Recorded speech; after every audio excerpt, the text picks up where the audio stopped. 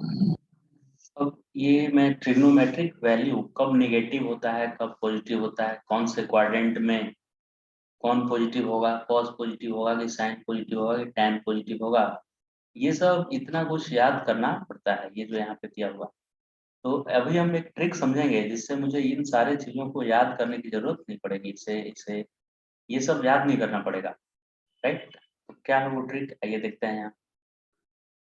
तो हम लोग एक राइट एंगल ट्रायंगल फॉर्म करेंगे क्वाड्रेंट में। जिस भी एंगल का वैल्यू बताना होगा उसके लिए, जैसे 300 का वैल्यू बताना है कि साइन 300 कितना होगा, तो 300 कौन से क्वाड्रेंट में जाएगा ये पता चल जाएगा।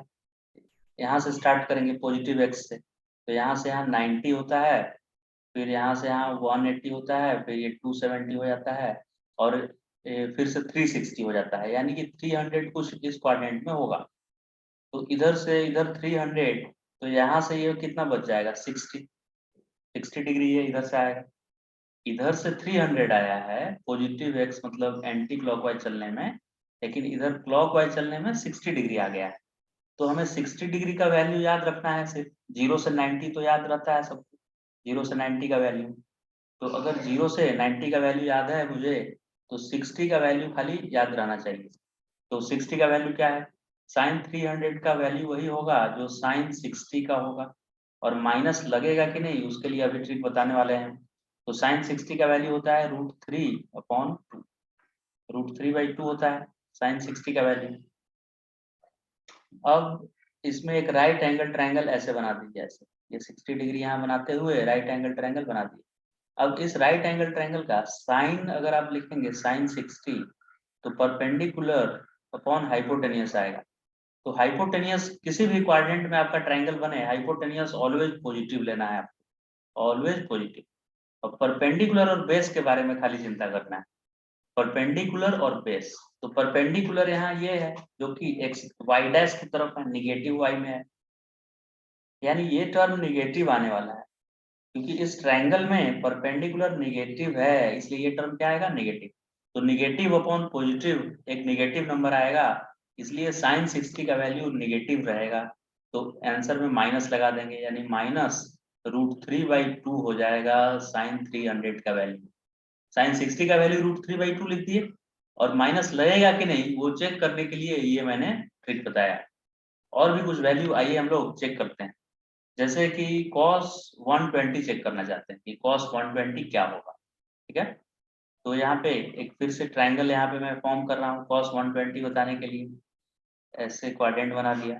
अब 90 तो फर्स्ट क्वाड्रेंट में होता है, तो 120 इधर होगा सेकेंड क्वाड्रेंट में। अब यहाँ से 120 ये बोल रहा है, यहाँ से 120, तो इधर से कितना होगा 60 होगा, तभी तो पूरा लाइन 180 का होगा। तो हम 60 का वैल्यू हम लोग को याद है, 120 तो बड़ा वैल्यू है, तो 60 का वैल्यू लिख देंगे। मुझे किसका चाहिए cos 120, तो हम cos 60 का वैल्यू लिखेंगे। cos 120 का वैल्यू वही होगा जो cos 60 का वैल्यू होगा। cos 60 का वैल्यू होता है हाफ। अब उसमें माइनस लगेगा कि नहीं कैसे पता चलेगा, तो cos थीटा का फॉर्मूला होता है cos theta equal to base upon hypotenuse. तो हाइपोटेनियस को मैंने क्या बोला था कि पॉजिटिव लेना है हमेशा, और परपेंडिकुलर बेस के बारे में खाली सोचना है। तो यहाँ बेस देखते हैं निगेटिव है कि पॉजिटिव। तो ये x की तरफ पॉजिटिव होता है और x डैश में निगेटिव होता है। तो बेस निगेटिव है, देखिए ट्रायंगल में ये परपेंडिकुलर है और ये बेस है कि नहीं।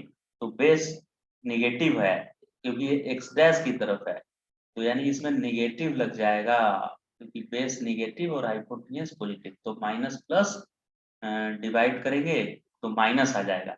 तो cos 120 का वैल्यू cos 60 का वैल्यू लिख देंगे हाफ, और उसमें माइनस लगा देंगे यहाँ पे, माइनस, है कि नहीं।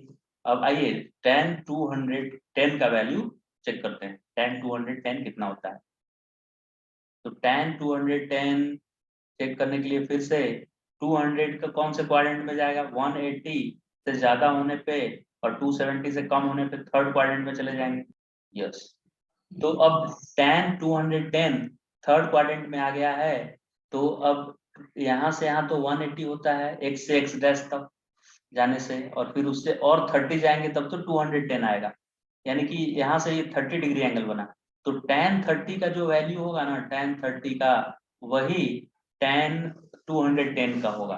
तो tan 30 का वैल्यू क्या होता है, sin 30 1/2 cos 30 √3/2, तो tan 30 1/√3 होता है। अब इसमें माइनस लगेगा कि नहीं, कैसे पता चलेगा, तो tan थीटा होता है परपेंडिकुलर अपॉन बेस। तो आप यहाँ ध्यान से देखेंगे तो परपेंडिकुलर निगेटिव है, नीचे की तरफ है, और बेस भी निगेटिव है क्योंकि वो एक्स डैश की तरफ है। तो ये भी निगेटिव, ये भी निगेटिव, तो माइनस माइनस पॉजिटिव आ जाएगा। तो यहाँ पॉजिटिव 1/√3 ही आंसर रहेगा। पॉजिटिव में 1/√3 आएगा tan 210 का वैल्यू। तो ध्यान देने वाली बात यह है कि ये ट्रिक काम कब तक करेगा, आपको जब हमेशा एक्स एक्सिस के साथ ट्रायंगल फॉर्म करना है तब। देखिए इसमें भी मैंने ये ग्रीन वाला जो बनाया है यहाँ, ये एक्स एक्सिस के साथ फॉर्म किया है। इसको भी मैंने ट्रायंगल एक्स एक्सिस के साथ फॉर्म किया है, इधर वाई एक्सिस को नहीं इंक्लूड किया है ट्रायंगल में किसी भी में। देखिए इसमें भी देखिए एक्स एक्सिस के साथ एंगल फॉर्म किए हैं यहाँ ऐसे, वाई एक्सिस को नहीं किए हैं इंक्लूड। तो अगर ये ट्रिक समझ में आ गया तो आप कितने डिग्री का भी वैल्यू, पॉजिटिव नेगेटिव साइन, ये सब याद करने के लिए इतना सारा फॉर्मूला जो कि पूरे एक पेज में ट्रिग्नोमेट्री में दिया रहता है बुक में, वो याद करने की जरूरत नहीं है। सिर्फ आपको 0 से 90 का वैल्यू याद रखना है, और साइन साइन भी नहीं याद रखना है, खाली 0 से 90 का वैल्यू याद कर लीजिए सबका। और उसके आगे कितना 700 1700 1200 कितना डिग्री का भी वैल्यू आएगा, आप सारा वैल्यू साइन के साथ बता सकते हैं इस ट्रिक को फॉलो करके। और 0 से 90 का भी याद करने का भी ट्रिक मैंने बता दिया कि 0 से 90 कैसे याद करना है। तो 0 से 90 का वैल्यू कैसे याद करेंगे, फिर से एक बार देखिए मैं यहाँ पे बता रहा हूँ कि आप एक बार 0 1 2 ऐसे लिख दीजिए, 0 1 2 3 4 लिख दीजिए, सबको 4 से डिवाइड कर दीजिए। 0 से 4 तक लिख दिए, सबको 4 से डिवाइड कर दिए, फिर सबका रूट ले लिए, रूट सबका ले लेना है, सबका स्क्वायर रूट। तो अब ये जो वैल्यू आएगा साइन का, देखिए वैल्यू आने लगा। ऐसा करते ही ये 0 डिग्री का वैल्यू आ जाएगा, ये 30 डिग्री का, ये 45 का, ये 60 का, ये 90 का।